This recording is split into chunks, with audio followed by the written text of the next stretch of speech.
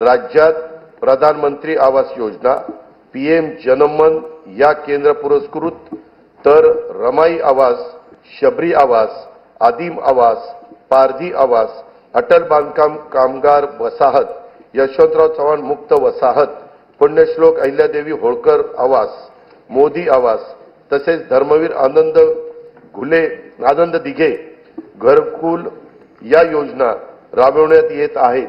त्या अंतर्गत आतापर्यंत 44,07,000 घरकुलं मंजूर करण्यात आली आहे।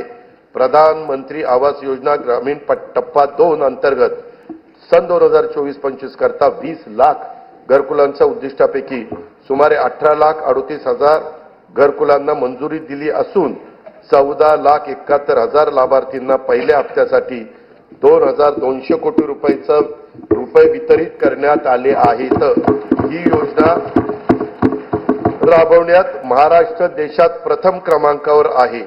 लोकप्रतिनिधी आणि लाभार्थींच्या मागणीला प्रतिसाद म्हणून राज्य सरकारकडून या योजनेच्या अनुदानात 50,000 रुपयाची वाढ करण्यात येणार आहे।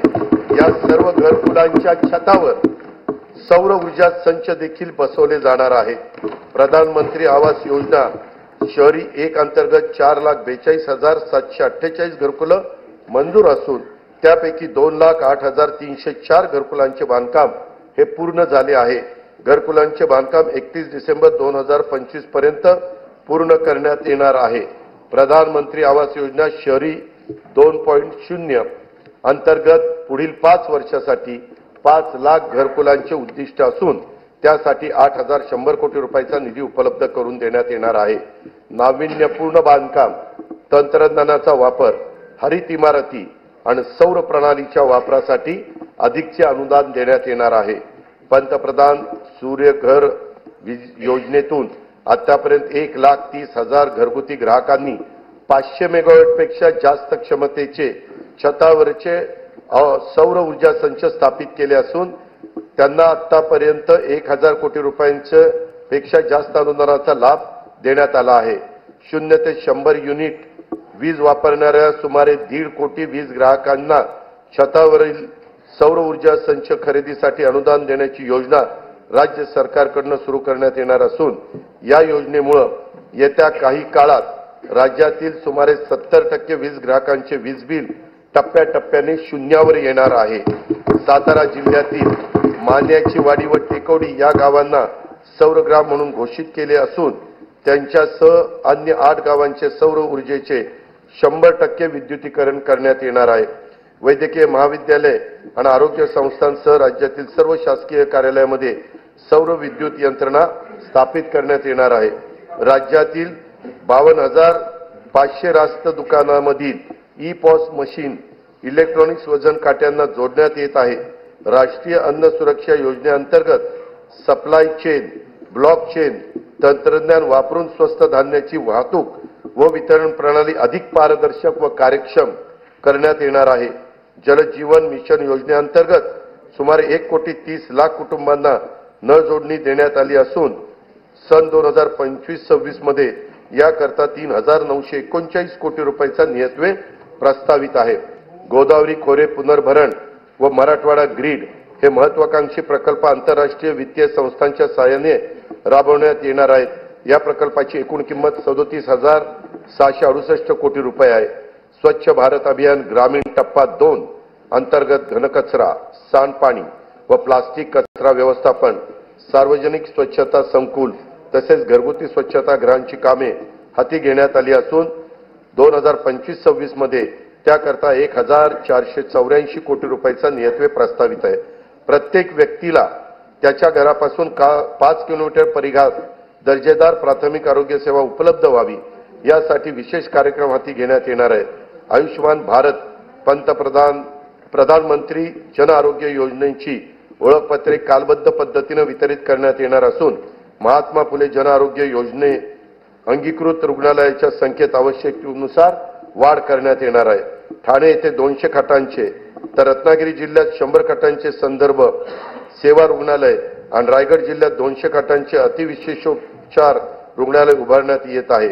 स्वर्गीय बाबा आमटे आणि साधनाताई आमटे यांनी स्थापन केलेल्या महारोगी सेवा समितीच्या अमृत महोत्सवी वर्षाच्या निमित्तानं आनंदवनला देण्यात येणाऱ्या प्रतिरुग्ण पुनर्वसन अनुदानात भरीव वाढ करण्यात येणार आहे। राज्यातील मागासवर्ग व दुर्बल घटकांच्यासाठी निवारा, वीज, पाणी, आरोग्य, शिक्षण, पोषण तसेच रोजगारासाठी योजना राबवण्यात राज्य अग्रेसर असून महायुती सरकार या घटकांचा जीवनस्तर उंचावण्यासाठी कटिबद्ध आहे। का आम्हा सत्ता मिळाली जाण आहे, का आम्हा सत्ता मिळाली जाण आहे, करायचे काय याचे भान आहे। साथ द्या आम्हा नेऊ राज्य पुढती, उंच त्याची न्यावयाची शान आहे।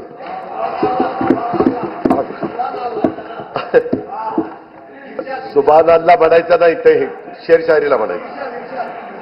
अनुसूचित जाती घटकांच्या सर्वांगीण विकासासाठी राजर्षी शाहू महाराज शिष्यवृत्ती योजना, विद्यार्थी वसतिगृह, भारतरत्न डॉक्टर बाबासाहेब आंबेडकर स्वाधार योजना, साहित्यरत्न लोकशाहीर अण्णाभाऊ साठे नागरी वस्ती सुधार योजना इत्यादी योजना राबवण्यात येत आहेत। महात्मा फुले मागासवर्गीय विकास महामंडळ, साहित्यरत्न लोकशाहीर अण्णाभाऊ साठे विकास महामंडळ, संत रोहिदास चर्मोद्योग आणि चर्मकार विकास महामंडळाद्वारे देखील अनेक योजना राबवण्यात येत आहेत। अनुसूचित जाती घटक कार्यक्रम तरतुदीमध्ये यावर्षी गेल्या वर्षीच्या तुलनेत 42% एवढी भरीव वाढ करण्यात आलेली आहे। आदिवासी समाजाच्या सर्वांगीण विकासासाठी भारतरत्न डॉक्टर APJ अब्दुल कलाम अमृत आहार योजना, नमो आदिवासी स्मार्ट शाळा अभियान, आदर्श आश्रम शाळा, ठक्कर बाप्पा आदिवासी विकास योजना तसंच पंडित दीनदयाळ उपाध्याय स्वयं योजना आदी कार्यक्रम राबवण्यात येत आहे। आदिवासी घटक कार्यक्रम तरतुदी यावर्षी गेल्या वर्षीच्या तुलनेत 40% एवढा भरीव वाढ करण्यात आलेली आहे। इतर मागासवर्ग, विमुक्त जाती, भटक्या जमाती तसेच विशेष मागास प्रवर्गातील समाजाच्या सर्वांगीण विकासासाठी ऊसतोड कामगारांच्या मुलांसाठी आश्रमशाळा, विद्यानिकेतन, क्रांतिज्योती सावित्रीबाई फुले शिष्यवृत्ती योजना, डॉक्टर पंजाबराव देशमुख वसतिगृह योजना, तांडा वस्तीमुक्त वसाहत योजना आदी कार्यक्रम राबवण्यात येत आहे। धनगर तसेच गोवारी समाजाकरता आदिवासी उपाययोजनेच्या धर्तीवर एकूण 22 कल्याणकारी योजना राबवण्यात येत आहेत। बौद्ध, जैन, शीख, पारसी, ख्रिश्चन, यहुदी व मुस्लिम या अल्पसंख्याक समुदायातील घटकांच्या विकासासाठी विविध योजना राबवण्यात येत असून अल्पसंख्याक संशोधन व प्रशिक्षण संस्था स्थापन करण्यात आलेली आहे। या संस्थेला देखील पुरेसा निधी उपलब्ध करून देण्यात येईल। दिव्यांगांच्यासाठी शिष्यवृत्ती, कृत्रिम अवयव व साध्य विकत घेण्यासाठी तसेच स्वयंरोजगारासाठी अर्थसहाय्य अशा योजना राबवण्यात येत आहेत। दिव्यांग कल्याणासाठी जिल्हा वार्षिक योजनेतून किमान 1% निधी राखीव ठेवण्याचा निर्णय देखील घेण्यात आलेला आहे। राज्यातील विविध समाजातील उन्नतीसाठी 18 महामंडळे स्थापन करण्यात आली असून विविध योजनांचा लाभ घेणे लाभार्थ्यांना सुलभ व्हावे यासाठी या महामंडळाच्या सर्व योजना एकाच संकेतस्थळावर आणण्याचं राज्य सरकारचं नियोजन आहे।